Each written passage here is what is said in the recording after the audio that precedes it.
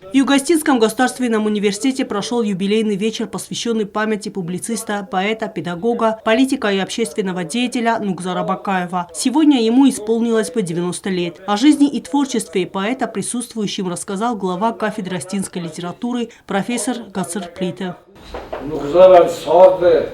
Я Юрий Форсу, Ирустон Мазорадиса, Тадаритар Фафестос, Халдаритазерто, Юлдар, Яходата Бостудесте, Ирустурима. Его литература, Стевад Ирончин Кашедахсана, Янум Рортов, Табастуна, Мифоросадахсавозе.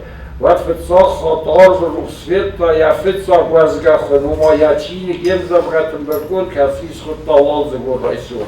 Своими воспоминаниями поделились представители творческой интеллигенции Южной Осетии, люди, которые лично были знакомы с известным политиком и общественным деятелем. В частности, Руслан Заттета, Мелитон Казита, Зоя Битарта, Юрий Дзицойта. Младший сын известного поэта Чермен рассказал о том, каким был отец в кругу семьи и родственников.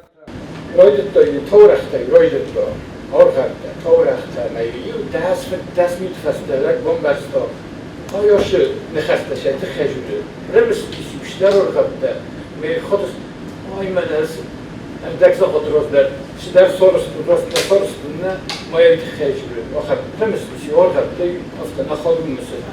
Старший преподаватель вуза Сергоплеев зачитал произведение, посвященное поэту Нугзару Бакаеву.